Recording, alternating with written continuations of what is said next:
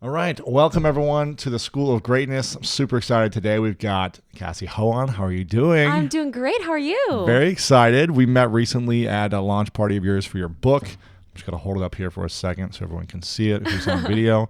And everyone make sure to check this out. I'll have it linked up on the site.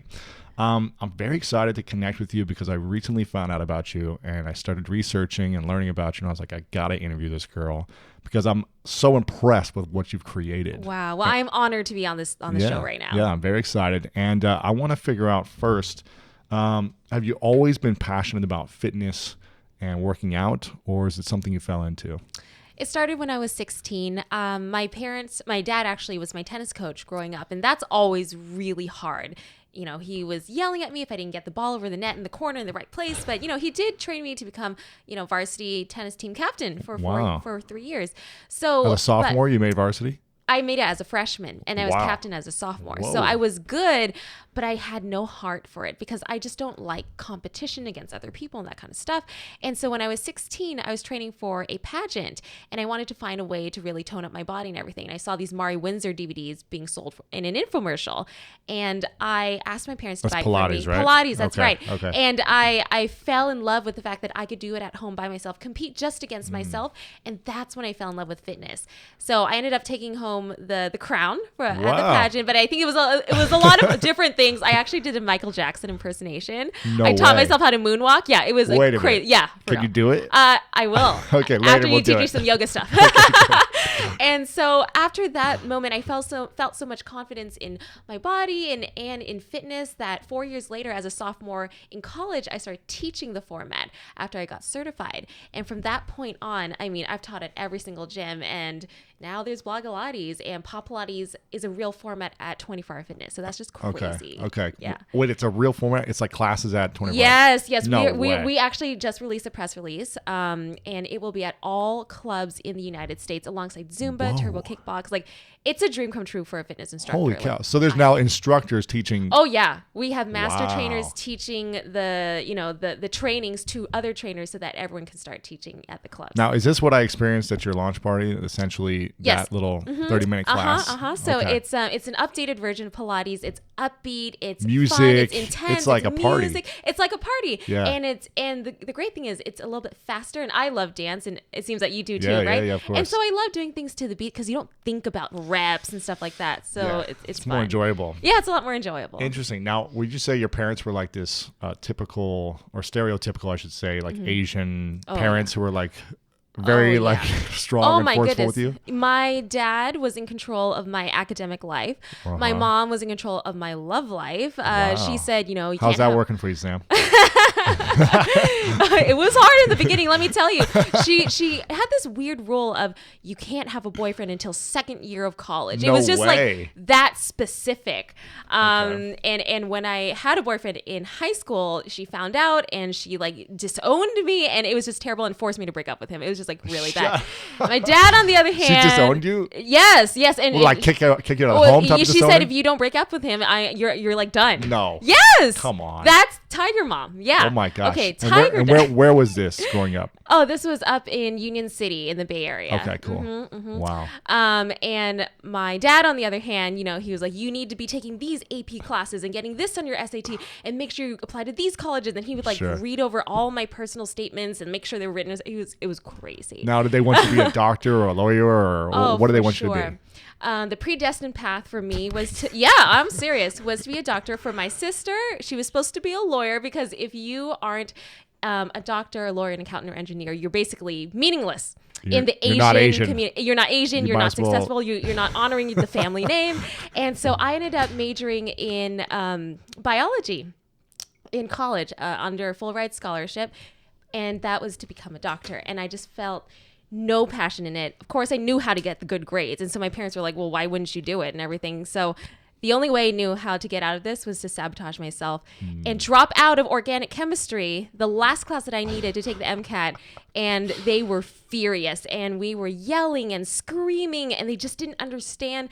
And you know what? It was my way of being rebellious. And that step really was pivotal for me because it taught me that I'm not living this life for anyone else. I'm living it for me. Yeah. So you dropped out of the class or out of school? Out of that class. Well, for me, out of that class was a big deal. It was the last class I needed. Yeah, I had taken everything else. Yeah. Okay. So you graduated eventually? I did, yes. I actually graduated with an honors in biology. So I did well. I just had no passion for it. But you needed one more class to then go and become a doctor, essentially. To take the MCAT. To take the MCAT to be a doctor. So you didn't take that, essentially not allowing you to take the test. I wanted to sabotage myself. That's right. Wow. Okay. So your parents, they disowned you then or what?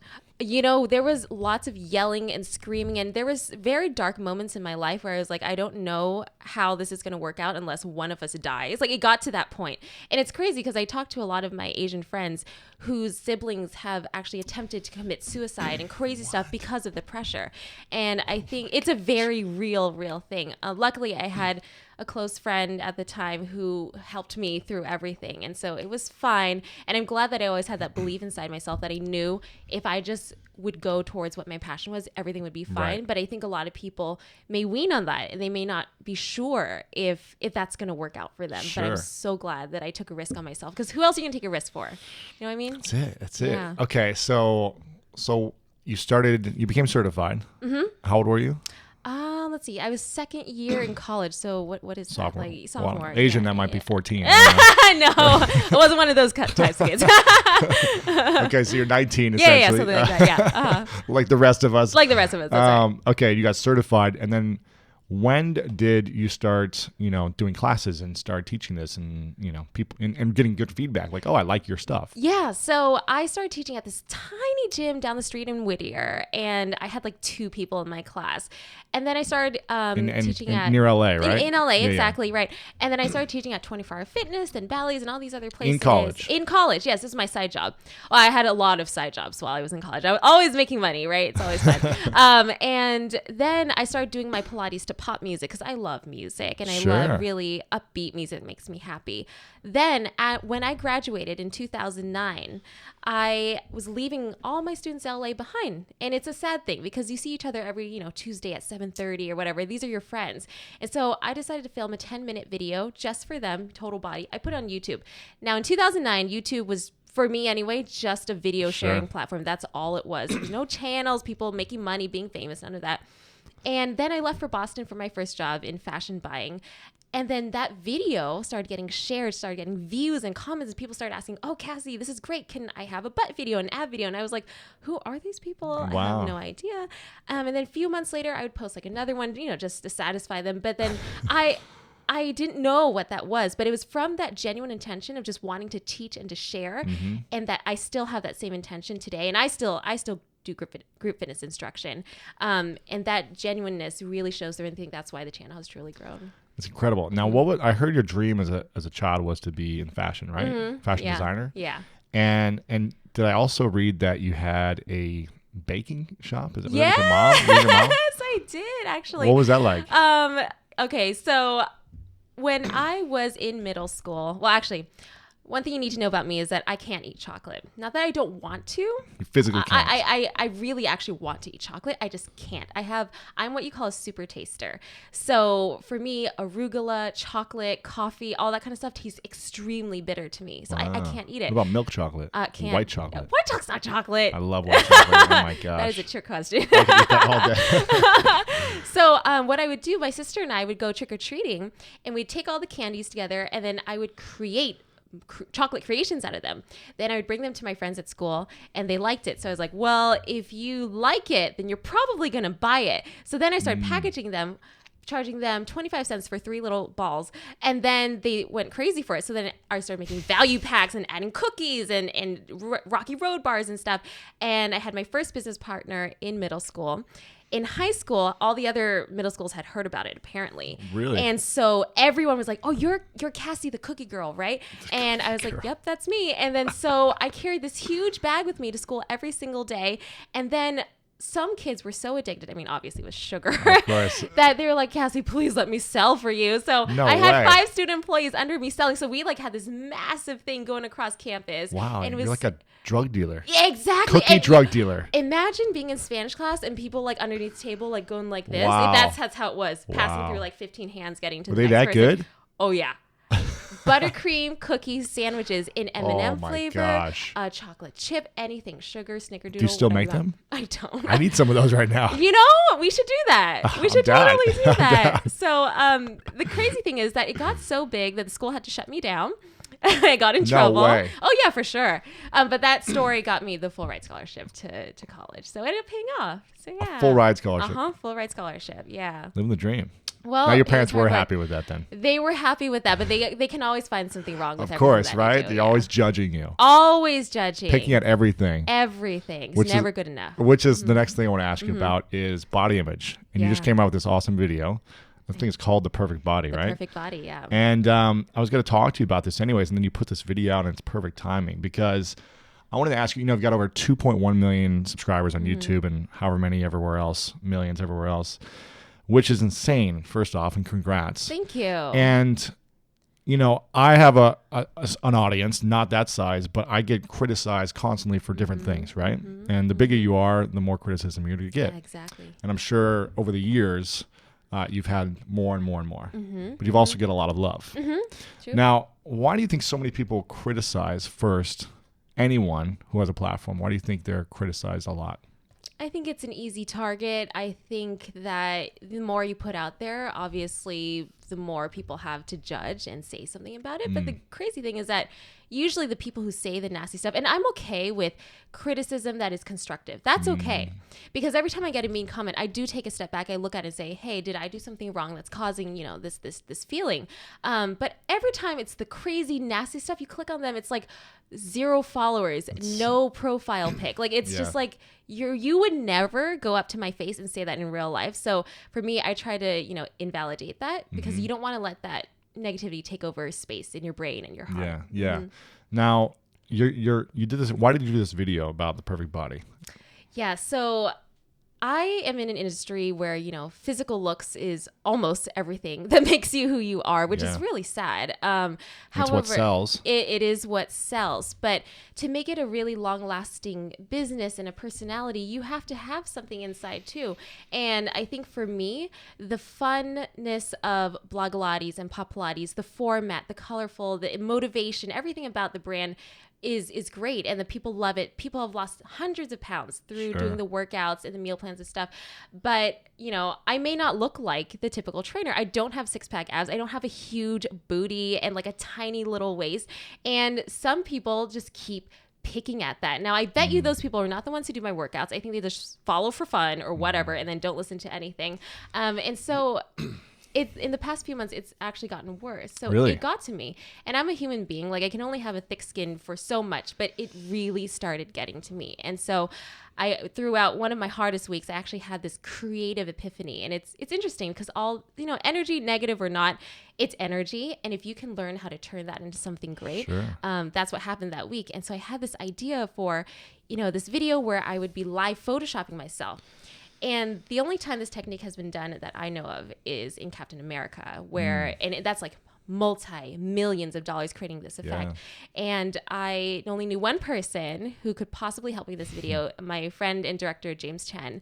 He's done a ton of creative stuff. So I called him up within the next 5 minutes after having this idea in my head. And I said, James, I really want to do this video with you. I explained to him, and he started getting chills down his spine. And I started getting chills down my spine. I was like, we need to do this. Not just for me, it's for everyone. Because we all need to know that we are worth more than our body. Our body's just a vessel to bring us, to let us do things, but is not who we are and what we're worth. And so over the past month, we have been working so hard on the visual effects and everything. Hundreds and hundreds of hours on this 2-minute video. And last night when we released it, it's been less than 24 hours. There's already over 300,000 views amazing. and tons of comments. And it's been incredible because I wasn't sure if this video was going to hit, but it looks like the fans. It's crazy. It's sharing. You made it look so simple too. You made it look like a movie, It's like, it's like, how did you guys do this? It's really cool. Thank It you. reminds me of, what's the one movie with Tom Cruise? Which one?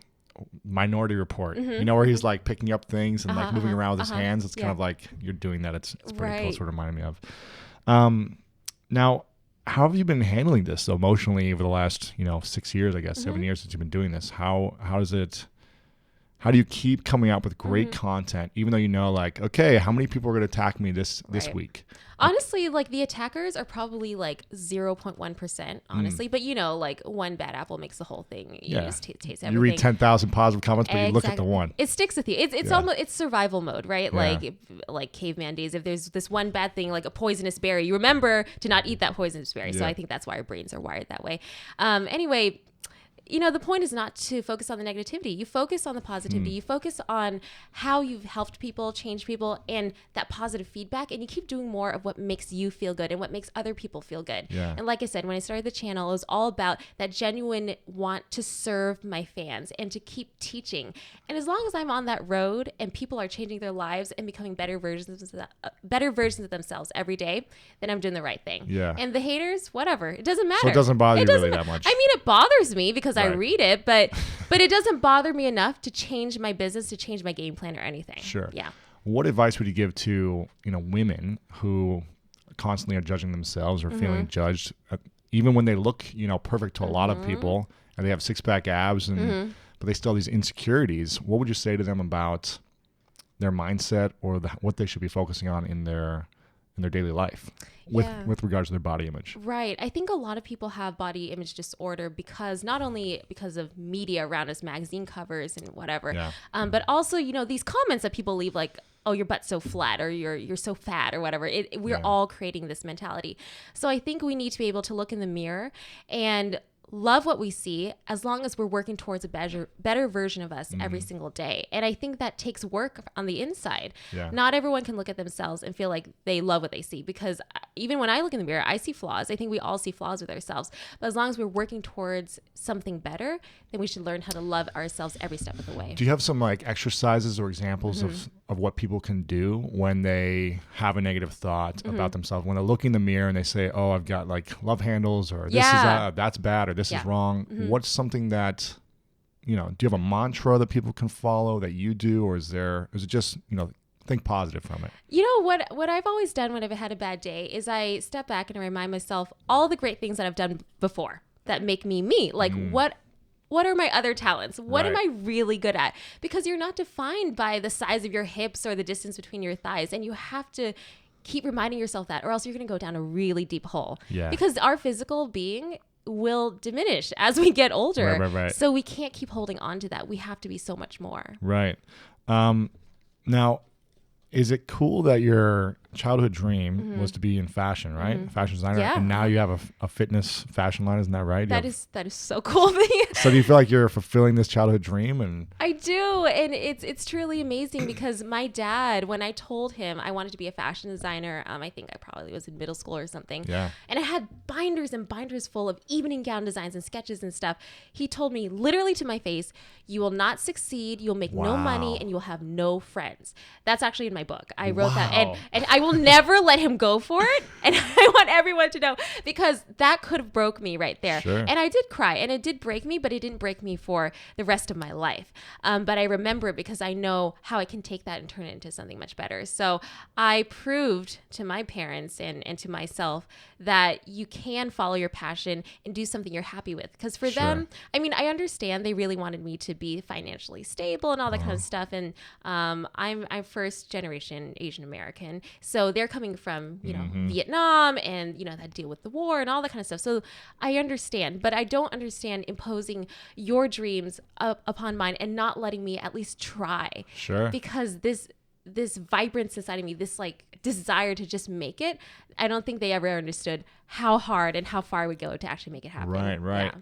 Now, so would you say you've achieved your childhood dream then? I would say yes, but I think I'm also working on it every day to make it even bigger. And what would you say is your adulthood dream? My adulthood dream? Yeah. I would love to see the clothing line in stores, I think, and we're working on that. And my other dream is to make sure that Pop Pilates is a huge group fitness format across the world. And we have a great start this year. We're trying to certify 2,000 trainers by 2015, 4,000 by spring 2016. And that will really bring us to the next level. I mean, everyone was doing Pop Pilates at 24 Fitness. It was so cool. Oh my goodness. Now, how are you how are you finding these trainers, or how did you create this training for them? I'm working with NAFC as my certifying body. And so together we've created the manual and everything to make that happen. But my current core team of master trainers are beyond incredible. And, you know, it's interesting. It's not that they weren't fans of Pilates to begin with. Some of them, maybe like a few, but a lot of them were already really seasoned group fitness instructors. They've been teaching Zumba and Pyo and all these things for years. So to impress them, you know, that takes something as well. And I wasn't sure, and you're never sure what people think. And so this group of core, like 15 people have come together. And let me tell you, at the summit, it was magic. And I can only use that word because there was something swirling in the air that wasn't just learning the format, learning the choreography and that kind of stuff. It was just this passion to bring this format to people, to help them change their lives and have a really fun time doing it. It was really cool. Now I'm curious because it seems like there's different fitness formats that come and go all the time. You know, every 3 to 5, 6 years, maybe you see them on infomercials for a while. What was the boxing one? The Taibo. Is that around anymore? I have no idea. Well, Billy Blanks is awesome. Yeah. But is the Taibo classes around? I think he has his own gym down in OC. Really? That's cool. Yeah. Every time, because I'm friends with him. Every time we walk around the fitness conventions, he's like such a big celebrity. The older people know. We're like, oh my God, Billy Blanks. And the younger people are like, oh my God, Cassey Ho. There's definitely a disconnect, but it's there. Yeah. Now, do you have a game plan for like, okay, at some point this may go out of style or this may not be as popular, you know, like Taibo was for however long, a decade or something, but now it's like, is it irrelevant? I don't even know because you don't see the infomercials. He's not talking about it. Right. So do you have a game plan for like, what's after the next decade? Are you thinking that far ahead, or is it more like, let me focus on this and blow it up because we've got this audience and it's following? Right. How are you thinking about that? That's such an interesting question, and I appreciate you asking that. Right when we found out that 24 wanted to take on our format, of course we're super excited. How are we going to blow this out? Yeah. But about a couple months later, I thought, okay, what's going to happen when this goes away? And the truth is, it's going to go away at some point. Right? It gets old. People want new stuff. So I think I need to pay extreme attention to what's happening. You know, where are people? What are they feeling? And we need to innovate with that. And we don't, you know, just because something worked 10 years ago doesn't mean it's going to work now. And you have to be able to let go and go with the flow. But at the same time, not be a slave to what the market wants, but also be a leader at the same time and serve them. Right. I like that. When did you start realizing that you could turn this into a business? This whole fitness, you know, everything that you've been doing with the YouTube stuff. Yeah. When did you start seeing like, oh, I'm actually making money more than just like teaching a class at a gym? But this is like a real business. So right after I graduated from school in 2009, I had a job for about 8 months. And during that time, I was also designing yoga bags because I've always been designing stuff like that. Oh, Gorgeous, it was the name. And halfway through my job, I was flipping through Shape magazine and I saw a picture of my bag and I was like, no way. Oh my God. Like what? And so I started crying. I remember I was at Target and I just like fell to the floor and just started crying. And I took it as a sign to leave my job because it was so toxic. The job itself was whatever, but the people were just horrendous. Sure. And so I quit. I bought a ticket to China on Friday and I left on Sunday because I knew that if I'm not going to give myself the 100% chance to succeed, I'm not going to succeed. So it is time. It is now. And so during that 3 months that we were developing the bag, I had more time to YouTube and blog. And it was that moment in my life that... So you went to China to go to work with a manufacturer? Yeah, exactly. To find a manufacturer at the Canton Fair. And then when I came back, more time to YouTube and blog. Probably blogging every single day, YouTubing every week. I mean, I had nothing else to do. Right. Free time. I didn't have a job. I was teaching Pilates 12 times a week. And that perfect disastrous storm of not having a job and teaching all the time made me a better instructor and a better blogger and YouTuber. And that's when my subscribers started to grow.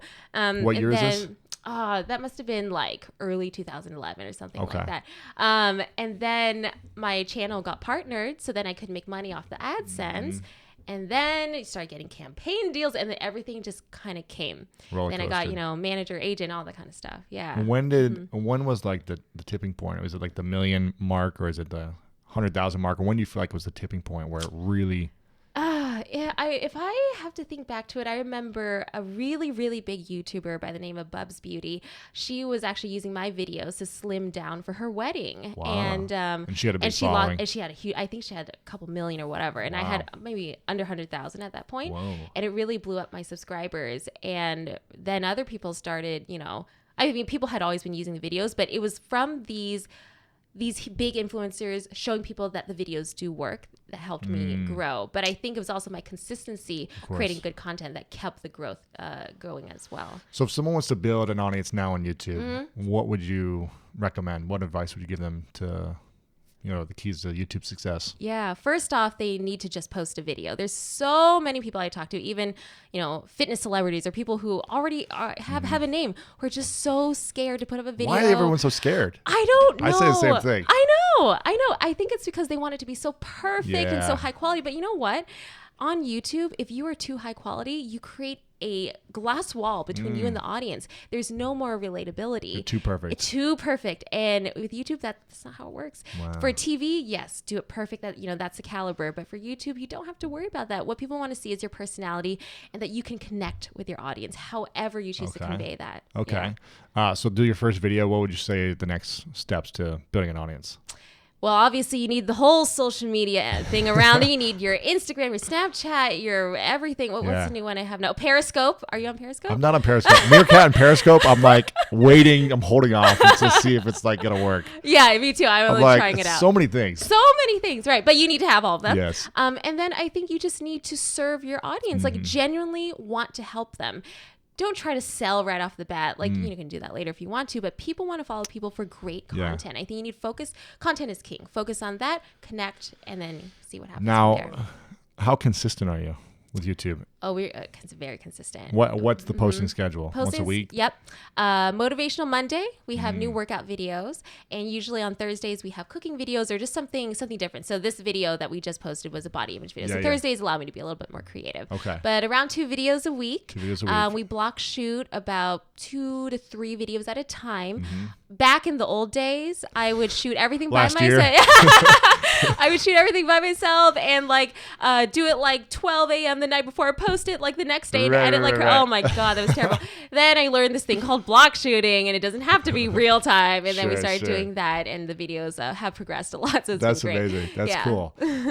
Okay. And 2 times a week. You've been doing 2 times a week for how many years now? We've been doing 2 times a week for a couple years now, at least. I'm probably getting it wrong, but a long time. Would you say it's more valuable to be consistent every week or once a month or whatever may be your consistent schedule, or the quality? Well, if you could have one or the other. That's an interesting. I think it's obviously a fine both, balance. assuming, Obviously both. Because I've seen it work actually both ways. I've seen people post content that, I think as long as you're posting content that your fans want to see, I think the quality is subjective. Yeah. And I've also seen beauty gurus who only post 1 time a month and then their fans go crazy for it because they crave it so much. So it depends how you want to play with your audience, I suppose. What's the best industry or space to be in if you're launching a new channel right now? With all the competition out there, where could you find the most opportunity for someone listening? That is a very interesting question because I know the fitness space. Is it too saturated now if someone jumps in? I think everything's always going to be too saturated. And I think if you're good, you're going to end up on top. So I think you need to not worry about saturation. Go where your heart belongs, where your passion is, and where your smarts are, and figure it out how to be on top. What are you most proud of with everything you've done so far? Let me see. I'm most proud of how my fans have turned around and changed their lives.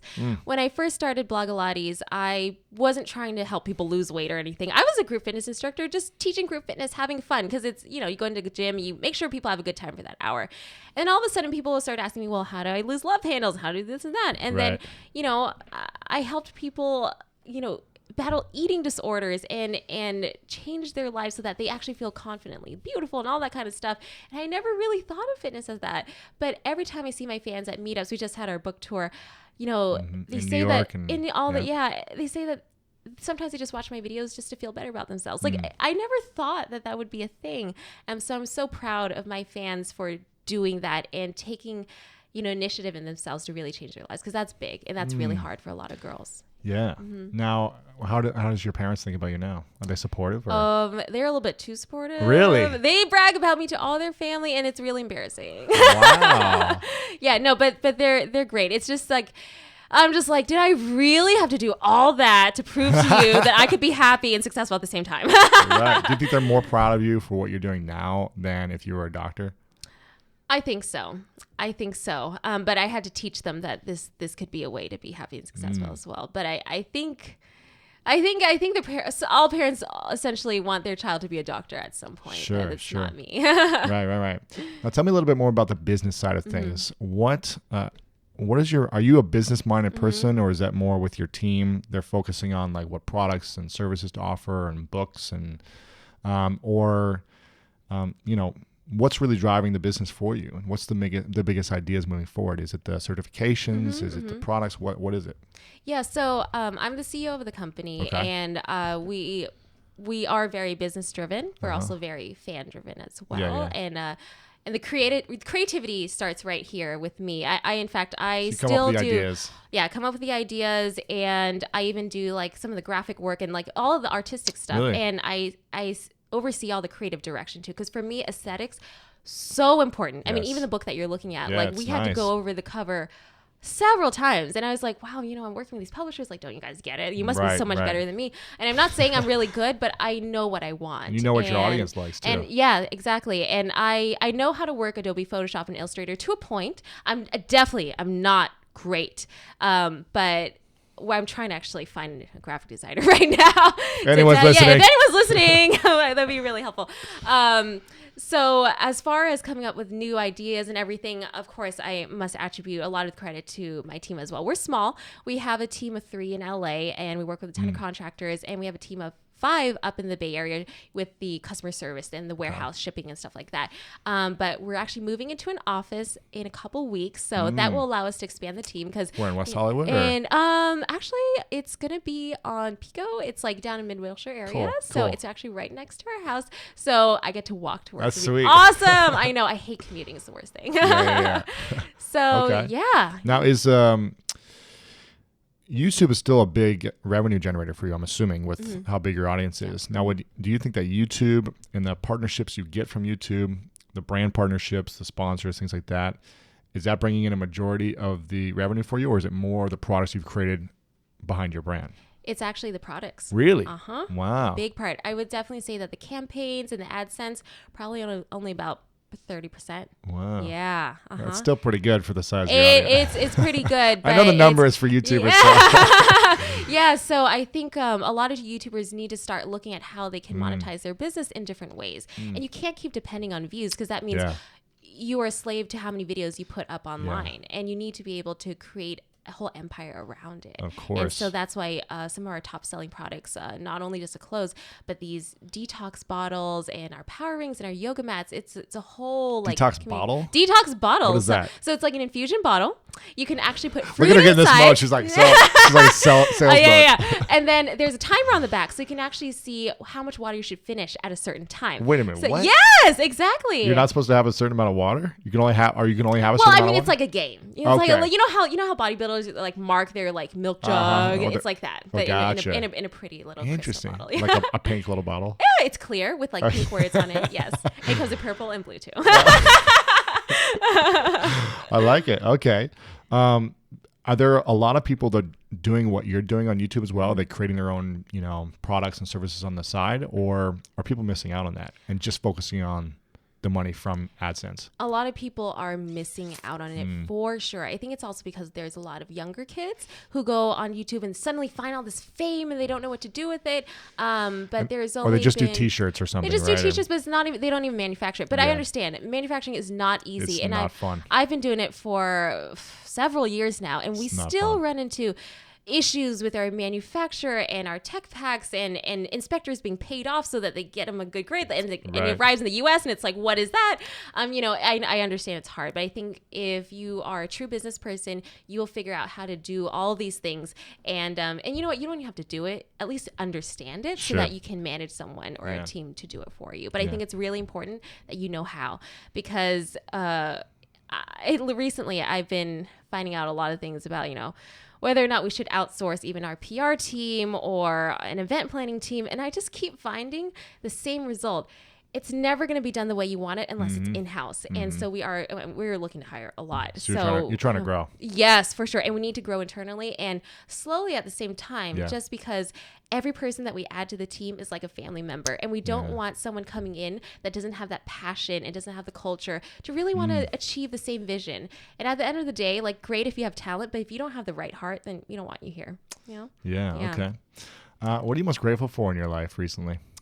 I am most grateful for my family, my boyfriend. He's been with me for a really long time, from the beginning. How long? Like several years. Several? What? Several years since college. College? What? How long is what? How long? What year did you start dating? I don't. Sam, what year did we start? He's getting red. 6 years? No, 2008. 2008. Wow. So that's 7 years? He was actually my finance tutor. What? Yeah. Is that legal? No, tutor, not teacher.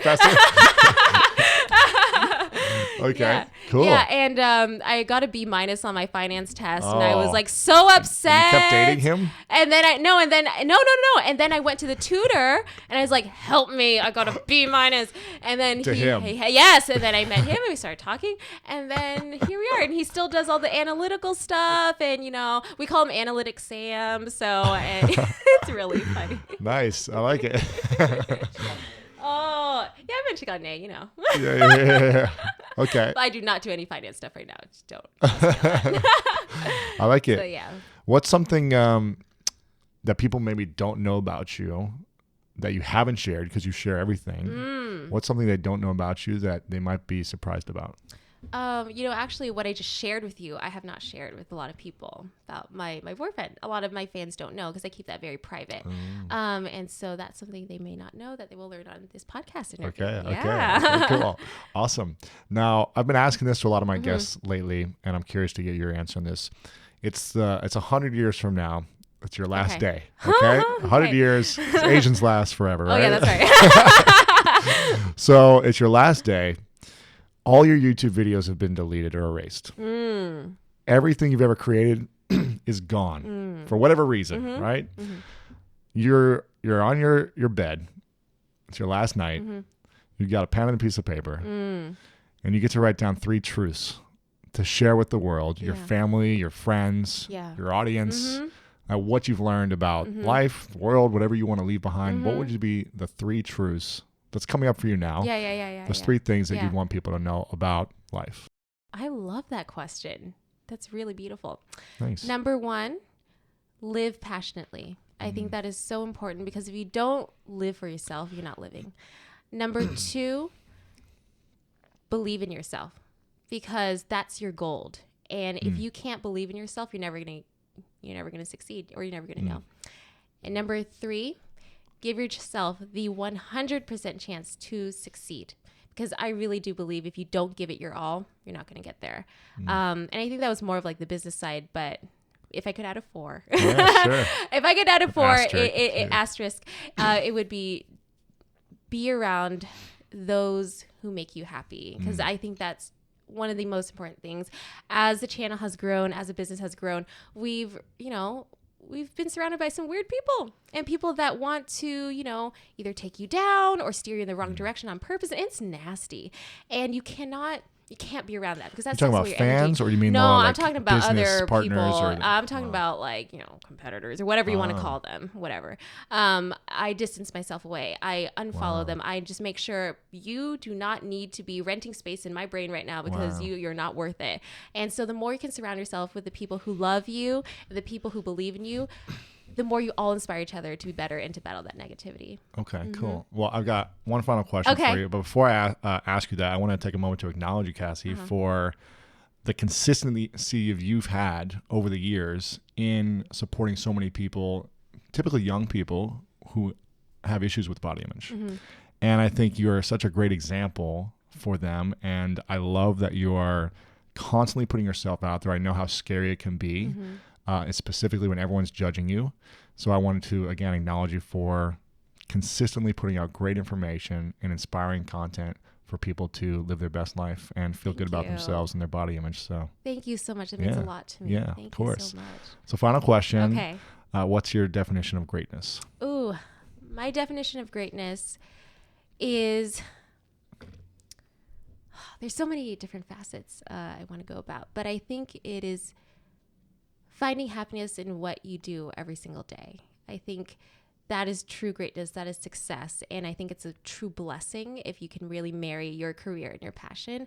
And I'm honored that I can do that every day and help people out. So I think that is what true greatness is. I love it. Thank you. And where should people go find you, and what do you want them to do? I want them to go on youtube.com/blogalates and check out the channel. There's videos for beginners, advanced people, whatever. And it's really fun. And then also go to your local 24-hour fitness and try to take a class. See if they like it, you know? There you go. Cassey Ho, thank you so much for coming on. I appreciate it. Thank you.